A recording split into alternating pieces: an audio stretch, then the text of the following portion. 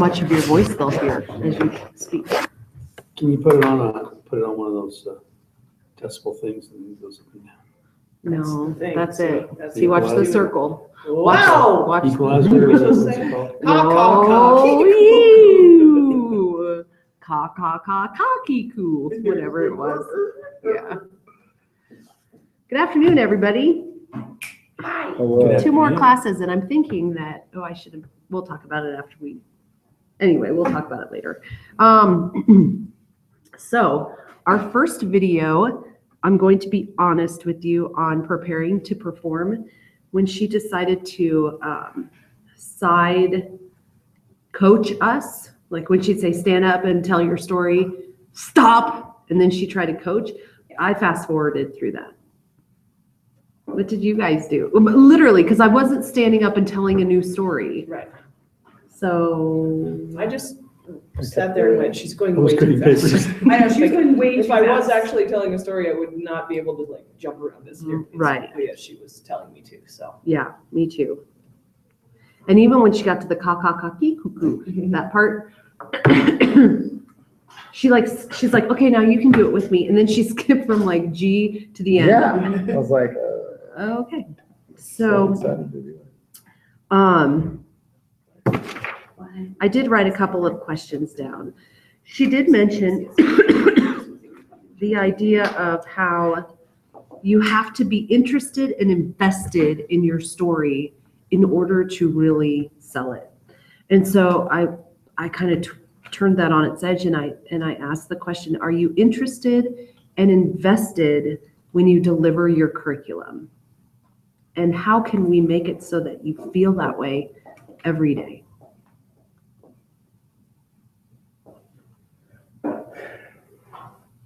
I think some of the things that we kind of just have to teach, I'm not, and the kids know, like at the end of the year, they always say that their favorite unit was The Great Gatsby in my American Art class, and then like one of the reasons why is because like I get so into it, like I get really excited about it.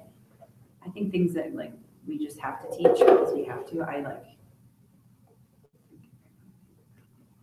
don't know, but you created Puritan Friday. I created Puritan Friday. Puritan Friday, it rejuvenated our investment and look at the Puritan sort of Did it? unit in literature and. Or did it give them an opportunity? It did. Yes, It was invigorating. was. That was challenging. I don't know. You have to explain that to the non-English. So anyway, it's it can be a very stoic little unit. They write in a plain style, journalistic writing, a lot about God and maybe internalizing fear. Jonathan Edwards. It's like super boring. Yeah, Anne Bradstreet. Super boring. You get to write about God? For some of the kids. Sorry. You get to write about God or no? We read about it, but we qualify a million things in there. So. Good. I mean, I'm all for it, but you have to be careful. So. Sure. Yeah, but, we treat it as a literary movement, and you history. better define what you think based on what you read or what you don't think, and then so all those types of things. But Audrey did a great job last year and before. I think of kind of dreaming up, hey, what would it be like? We have a attire for Puritan selfies and do read an article that it says still Puritan after all these years, like a modern day look at America and all those values. You can pull out your money and it says in God we trust, and looking at all those types of things that I think at the time were kind of interesting to think about the separate. Anyway, so long story short, I think she injected a lot of Oh my gosh, no, potential into it for what's there. I mean, To be modest. the kids are actually kind of engaged in what we would consider probably a pretty, boring little thing in terms of like, it's very archaic language. It is very sensory and visual. God's hand is the only thing between you and a gaping mouth of hell and all this stuff that, is, and we look at rhetorical devices anyway, but I'll stop there. But she made it. I'm going to give her credit. Take the credit. Yeah. Yeah, I find that when I get bored with the subject, and there are just things you are just boring to teach. There's a couple of units that I'm like, oh my gosh, do I have to do it again? But I always just I make notes in my lesson plans and just like have to change for next year. So always just trying to find a different way to, but yes, it is very difficult for the units that you're like, this sucks. Do you ever find them sometimes like the opposite though? Like if like they're getting like, maybe this is just still kind of the newer teacher in me, but if they get like really excited about something, I'm like, okay, but hold on, like we can't have this much fun. Hold on, stop. And I like have to take a step back. Like conversely, if something is too engaging, I'm like, oh my God, Yeah. we have to. Yeah, 'cause they get carried into the Yeah, fun they part. get like super carried away with it. And I like, so I kind of find that it's a delicate balance, right? What's fun to see colleagues do, like when you were excited about the storyboard thing for public speaking, like it was awesome. Like you were, I mean, that seemed like that, you know, maybe you changed some of your approach. And obviously I didn't see the lesson, but. was pretty How'd it cool. go? Have they done They're doing it, well, we just started it today. So today, I think I told you last week that I shared the story, The Monster and the Teddy Bear, that my dad Yes. told us when we were kids. And in that story, the way that I've told it to my children, I was very empathetic towards the teddy bear and never really told the monster's point of view. So today, in public speaking, I told the same story, but from the monster's point of view. And it was kind of cool because it just kind of, I mean, it happened really naturally and I was able to kind of adapt the story. And so when I was done telling it, the kids could see how they're going to now take their story and take it from another point of view. So for example, I have one girl is doing Rapunzel, but she's telling it from the chameleon's point of view. In the movie, there's a chameleon on Rapunzel's shoulder all the time. And so she's going to tell it from the chameleon's point of view. And she said, but the chameleon can't talk. And I said, yes, don't you think that would be frustrating, especially if the chameleon knows that she's the princess and the chameleon can't tell her. So we had this really cool conversation about the fact that they have the opportunity to create the background and the personality of the characters that are really flat characters when delivered in the third person. And so I don't know, it'll be interesting to see how it goes with the storyboard, the software that we found. You only get 3 storyboards and then you have to pay money. And so I'm like, screw it, let's not do this and let's instead create your storyboard on Google Presentations. So it's going to look like a slideshow that they'll just click through and you won't really see the storyboard. But with my clicker, they can click back and forth because I said, you know, truly with The Monster and the Teddy Bear, I have 3 settings. I have the blueberry patch, I have the road, and I have the teddy bear's treehouse. So really, I don't have to have that much storyboarded. I can just click back and forth in between the scenes. So I don't know. It'll be interesting. They'll start to deliver those the week after next. And then it will lead up to Thanksgiving. Crazy that, what, would you ever have your dad come in and tell that story? The Monster and the Teddy Bear? I wonder if he really still remembers it. It's interesting. I tell Not it. to take away from you, but. It's- That would be cool. It's interesting because I tell this story and I tell the kids this. I tell them, you know, if you were to hear either of my 2 brothers tell the story, it's very different from the way I remember the story. So it's kind of interesting. And it would be interesting to have my dad retell me that story of the Monster and the Teddy Bear and how he would tell it. Or if you do it for the kids, like you do it the week before you do it for the kids. Yeah, it would be interesting. Yeah, so I don't know. But I think that I agree with you. Like I'm so not invested in SAT vocab with my 9th graders anymore because, well, there is no vocab left on the SAT that we're preparing them for, as far as I know, because the SAT test is changing. Is it? Yeah, there's no vocab anymore. Yeah, so I kind of feel like, and then we're on week 8 and I said, how many of you can do words from week 1? And they looked at me like I was crazy. And I'm like, so ultimately you're not learning the words, you're memorizing them, taking the quiz.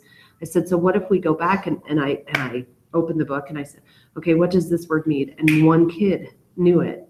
And I said, so you kind of have mastered vocab because you've learned it and you haven't just memorized it for the test, where all these other kids are. So I really kind of struggle with, well, if they're just memorizing it for the test and they don't really remember it or learn it, what's the point? Whereas with writing, like with summary response writing, they've learned it. Like they know everything that needs to happen in a summary response.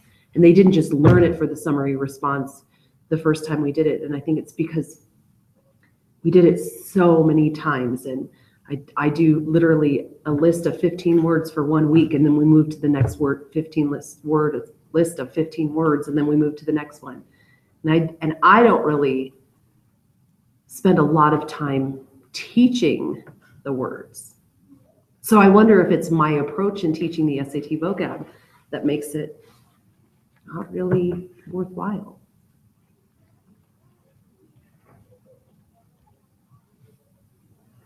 And I think there's a lot of things like that. Like Hmm. they know you're not invested. And they know that you don't care, so they don't care. That's, for me, one of the coolest parts about, like specifically for the biology team in general. I think we have some of just the group of teachers that we have. So it's me, Adam Wallace, Sarah McGeorge, Jesse Craig, and Emily Langell. So we're all kind of on the same page with just, how we think about how our class should be. And so if you compare the class that we taught when I first got here 15 years ago to the class that it is now, it looks, and I think most of us could say that anyway, just with the change of, but even just the fact that like every year we sit in our PLC and go, what's best for kids? What's going to make this better for them to learn and to be more fun and to be more, so we are never doing the same thing. Like rarely are we doing the same thing 2 years in a row. And it's cool because it's a lot of work, but then if all 5 of us are buying into that, then we kind of divvy it up. And, our tests, we've completely changed our tests this year back to like mainly writing, which stinks because it's so long, you guys know. It's a lot more grading with our weekly labs too. We already have writing every week in lab reports, but everybody was just on board. They're like, no, if kids are going to really show us what they know, they have to be able to write about it. They can't just, so we like cut down multiple choice to barely any big themes, big ideas. But it's been great because they're on board to try it, and then we reevaluate it how it goes. But it's kept us like I'm having more fun, and I feel more energetic about teaching now than I ever have. And I think part of that too is just my own kids are getting older, so I can be more invested. They need me less, so I can be more invested here too. So there's multiple things going on with that, but that's a huge credit to the teachers that I get to work with because they're all in it for the right reasons, so then we can do that kind of stuff to keep ourselves excited about what we're doing.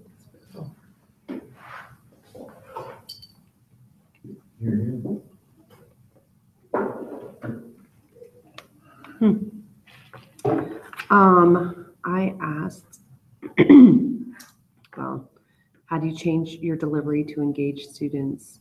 How do you know when your students are engaged? How does this make you feel when you know they're engaged?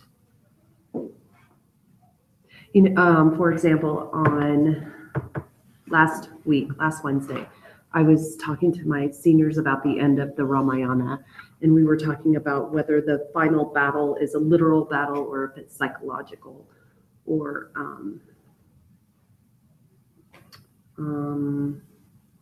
something else spiritual. And so we had this great discussion, and they were all really involved and listening and kind of bouncing ideas off of one another. And it was so cool to see the kids that were engaged were really, really thinking about the book, and it was such a neat moment in my teaching where I literally just asked this question, and then kids just started throwing out ideas, and it really got the ball rolling. And I don't have that a lot, especially in World Lit, because, well, at least with the first 2 books that I teach now, we'll get into literature that they'll really enjoy. But with the ancient texts, they really struggle with buy-in and why am I reading this? And this is so stupid and this, that, and whatever. But it was so nice to have a third of the class really engaged and really talking about the ideas that I was trying to get them to think about. The other 20 kids were just kind of staring off in space. But I think that's hard. I think that's hard in a mixed class, and you guys can understand this in American Lit or whatever. I mean, in all of our classes where you have really high level kids and really low level kids, and you're trying to balance everything out and trying to make sure that you're reaching everybody, and it's such a struggle to really get every single kid engaged, because I'm sure when I asked that question about is it a literal battle or spiritual or psychological? Some of them were like, you know, like, I thought it was literal, you Or know? they were like Chick-fil-A. Yeah. Yeah, I see that in sci-fi and Greek myth, and then we have the AP kids, and kids wearing like calculus shirts and like whatever, Dr. Who shirts, and then you got kids that they have to take it to graduate or something. And they're like, oh, that's crazy. Yeah, and then you have ninth graders that are scared out of their mind because there's like 8 or 15 seniors or something. It's weird, but it's kind of cool.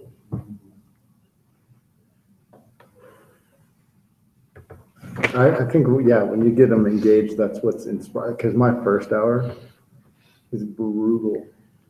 Like, they don't talk at all. And if there's one girl absent, she's the only one that talks, it's like painful. But then I can go to I mean, I've taken pictures of like my board after the discussion with second hour, and I've shown first hour, like, this is what we came up with. Look at how great this discussion was. So I find myself going in beyond the fact that, and I get it, it's first hour, but That's not an excuse. no. I mean, I've had first hours my entire career, and I've had one other like this, and it wasn't honors. It was honors. Your honors are silent first hour. Absolutely silent. It's embarrassing. And one day I finally stopped and I'm like, clearly I'm not connecting with you. So you guys go home this weekend and think about how this class could be taught different. I said, I usually don't have a problem connecting with classes, but clearly I'm not making that connection with you. And it worked for like 2 days, and then that girl was absent on Monday. And back to clearly she carries the class. But yeah, I mean, I find I go in very flat because I'm just like, 10th grade?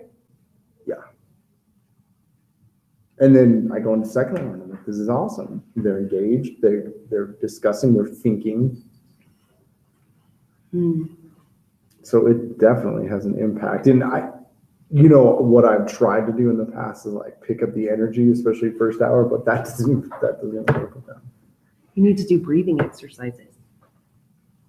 They'd probably like hit their face on the table. And like because they the fell yoga. Right? Well, I've been practicing juggling fire, so I'm hoping that like breaks the ice a little Do you bit. think just by nature you have a group of quieter kids? Yeah, I mean, yes. Or they're just, Yeah, and it's And combined with it being first period. that, and I have a lot of Aggressively. they weren't honors last year. Oh, And so they're trying out honors, intimidated? so maybe they're intimidated. Have you ever, Like individually, they're great kids, obviously, but boy, it's painful. have you ever done a silent Socratic seminar? I've done silent written debates. Well, here's the thing that really makes me mad is when you put them in groups like that, within a second, they are like, and then you put them in their desk and they're just like, how was your weekend? Cool, having a good week. Did you see that tidal wave that like took over the entire continent of Africa? It's so painful. Wow. So I don't really try that much in first hour anymore. Well, that I happens. save my energy for my freshmen. in some ways, like, as long as you know that when you turn into other stuff, like, Yeah, then I don't think Which there's is nothing true. wrong with just saying, like, okay, this is who we are. And I Yeah. only connect to that because again, my daughter's quiet in class, and I always am aware of that in conferences when it's gotta be just annoying to a parent to hear, well, your kid's quiet, they don't participate. Like, no, I don't say that that. doesn't mean that they're not engaged, like, just because maybe it's not their thing to be like, like, that doesn't For mean they're sure, not listening. which I can So- appreciate that Or like too, the because the kid that blurs, does that all the just- time, you're like. Right, oh, it's yeah. also annoying, so, and it's hard because when that's when you have a collective class like that, but I also think as long as you know that at some point they're there, then Yeah. I don't think you have to kill yourself to like, Right, and I think that's the frustrating thing is like the honors class just runs on that discussion. And it's unbelievable some of the things they talk about, which I love, and it just doesn't come from that class, but you're right. And I like parents would be like, so do they talk in class? And I'm always like, no, but at conferences, because you're right, some kids don't, but what I always tell parents is, but when they do, everybody listens. they have something to They say. have something to say, or I've hit a hot button with them. So, and everybody was like, whoa. And usually it's something very important to say and meaningful. So I totally get what you're saying there. And you're right. I've just told them, I was like, we can do this as group work if you want. Just trade seats with the kid every day and make them do the start of class. Like, your turn Yeah. to ask how the weekend was. You I gotta do go. puns and they're like, that pun's stupid. I'm like, It's stupid. sorry. How? It's so brutal. Well, yesterday in my 9th grade honors class, And then 4th hour, they had a fishbowl live blog going on, and the fishbowl was silent. Like, That's funny. silent in the inner circle. And I said, are you done? Like, do Fishbowl you have over? any questions to say? And then somebody would ask a question, and then one other person would answer it, and then nothing. And I was getting really, because I tell them, come prepared, come with questions, come with textual evidence. You lead this circle. I don't do it, you do it. And it was silent, and then they went and they did their self-evaluation, and they're like, 3.8 out of 4.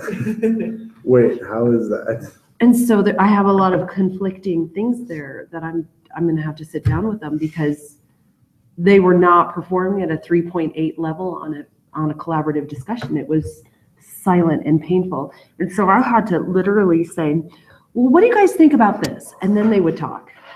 And then it was silent. Okay, well, what? And so I basically led the fishbowl discussion. It was so frustrating. So I get that. I get where you're coming from. And I think sometimes they're learning how to, I think, especially freshman, sophomore, they don't know how to extend a discussion. Like I ask you a question, it's kind of like on a worksheet. You answer it and you're done. Right. And so they don't know how to spin off and find like more ways to extend that.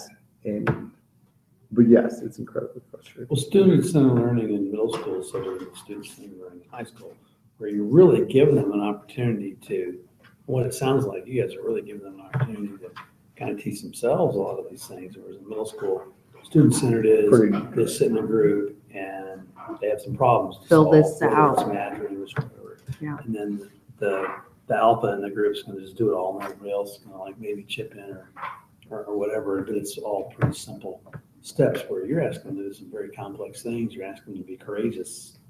That's the hard part, being courageous, like throwing in their thoughts and their opinion. And then all it takes is one kid to shoot that down, and that kid might not ever want to do that again. Sure. And it happens in math all the time. Somebody, you're calling somebody for a slope and they give you something, that's what we're doing now. They have no idea what's going on. It just takes one kid to, and Mm-hmm. And the vulnerability and destruction, the fear of being wrong, maybe. Or It's the scary. ask of being especially in honest. something like a kid who's really good at math and an English class, climb up, and a kid who's really good at English, it's very verbal, but struggling with math. You're not about to raise your hand and give a thought to what the solution might be. Mm-hmm. Yeah. But you were asking what we can do to Oh, that's my keys. every time I can come up with something that's relevant to what we're talking about, the kids get more engaged. And some days it's just, it's difficult to come up with relevance. Just every time there's a problem, I'll revert back to, I'll have several stories or examples. I was using a ski area with slope, and today, just off the top of my head, I came up with all these mudslides that have been happening. We talked about, well, why is it important to have your house built perpendicular to the side of the hill? They didn't understand what we're talking about, so we drew a picture of a hillside and then cut in a perpendicular surface, and they're like, oh, well, yeah, that just makes sense. You don't want a house that's not level. Like, yeah, and so that's why we have to understand slope and stairways and ramps and airplanes. What if two airplanes are leaving at the same time and have they're on the same plane and the same, same slope? Of course, they don't do that. So we talk about all those kinds of things. All of a sudden, they'll get engaged into why these things are important. I have a great assignment for you. When it's snowy and icy, take them out on the slope of the drive that we're supposed to walk up every day I knew that was and come up with how many teachers, it could be a story problem. Do you know what? How many female teachers fell down in their heels? The slope of their heel is like That's this. a good idea. This is the ice that they have to walk up. Because I'm anticipating them a Well, you know, lot. that day we had the 20-minute classes with the ACT day. Mm.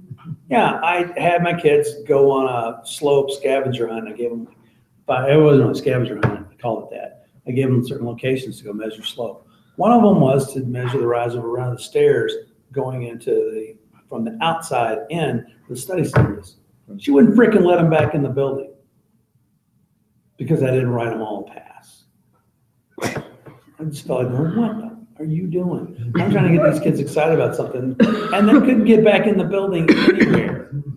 She wouldn't let them in. What are you doing out here? We're measuring slope. Wouldn't that be an indicator right there? They've got my lesson. It's got my name on it, and they've got a sheet of what they're supposed Go to to the, do. go to the bubble entrance, okay? That's what they had to do to get in. They had to go to the bubble entrance. So they only get to measure And I one. Spend already more told- time getting in the building. I'd already than- told Daryl and Natalie what I was doing. I wanted to make sure it was okay. They would be outside. No problem. So I had some kids go to the amphitheater, and they had no trouble getting in the side doors, but Sure they did. that door I didn't there, let them no, in. somebody was there and let them in. But I understand, but it's like, they have their lesson. That kind of, to me, that's the pass. We're doing Sometimes you just gotta use common sense. Well, what's funny, kids would come back with answers that they'd have centimeters over inches. Would you go over slope 39 over 14? No, the rise can't be higher than the rise on stairs. And then they're like, oh, I did mine in centimeters. Yeah, that doesn't do well. So then we converted it and they actually had it right, but forgot to put that one little detail in the instructions. Make sure you use the same unit of measure. What was I thinking? But yeah, I think that'll be good. You could do lots of tests out there. And look, there goes Mrs. Ward sliding down the slope. How fast is she Well, going? don't be Yeah, we surprised can if figure out somebody, distance too. if somebody comes to your room wanting to measure the slope of one of your heels. Yeah. I mean, don't you think that? Like, I think that every time I walk up that hill. That's, I You're think- gonna fall. When I when need to it's use that for the icy all and girls class. snowy, what has a higher slope, a stiletto or, I don't know the names of these different things. a wedge. Flat. Stiletto or a wedge. It depends on how high they Or a are. pump. Or a pump. Why is it called? Write these Here's down. the question. To me, a pump is something used to put air in a basket. That's a pump. This is a wedge. A stiletto is. I know what a really stiletto is. long. Super wedge. Stilettos are dangerous, What so. happens when they leave the stop sign out of the cylinder and one of the heels goes? Ooh. It's covered in snow. And you fall down and you hurt yourself and you get to stay How do you home. break your shoe? Setting up the bonfire. Well, first off, why are you wearing a heel on a snowy, icy day? Oh, boy. Because we're expected to dress professional. But I just wear my snow boots. I will. Yeah. I will. That's what I'll have to do every day. I was setting up the bonfire. All I know is that Mary Hobbs was rated pretty high Mary Hobbs was rated pretty high as a math teacher. She never. I know. went fences. I And a kid stole the stop sign and was running off with the stop sign, like down the parking lot. Really? I chased him out, down until the Can stop they sign. lock it in there? I don't know. it's There not was a locked in there. there was The a kid soccer picked it up player and that was did that running too. with Were the they, stop sign. what are you doing? Yeah, and I like had to run over to him and I was like, no. I had another kid do that when I was walking out. A soccer player was just jacking around. Do you know why the highway from Cortez to Durango had to change its, they had to change the state highway number on it, or federal highway number? Was it 69? It was 666. Oh, All their signs is stolen. Then they went into Fort Lewis College and just did a random check in dorms. They found like 20 of people stealing the road signs and putting them in their room. I live near a Steal street it. in Denver that the sign's always gone. High Street. Yeah, Okay. Verona's gone all the time. Yeah. Probably High Street too. Yeah. Sorry, guys. hey Jesse. When I used to umpire softball, there'd always be, especially co-ed softball, there'd always be some guy that would wear 69. It's like, okay, you're not funny. Yeah, I always wondered, like, who's the kid who picks that for his jersey number? I know who that kid is, I'm not a football team. Are you shocked? No. Yeah, there you go. One of our lane creators had that in. Parents must be so proud. They don't know. Parents are dumb. You're a parent. Exactly. You don't think when your sons are in high school No, and I they was choose just that kidding. number, you won't be This- like, hmm. No, You have I don't feel like freshmen, your right? kids would do that. Like, You I have don't Zach think- Heaton? Hopefully. No, I don't, they might. You have No, Zach I Heaton? don't. Does anybody else have Zach Heaton? I don't want to tell this to the women anyway. Just call you- Should I turn this off? Yes, I know. So it's a very, See, that's how you get a story going. You tell. I saw it. I caught it. Bye-bye.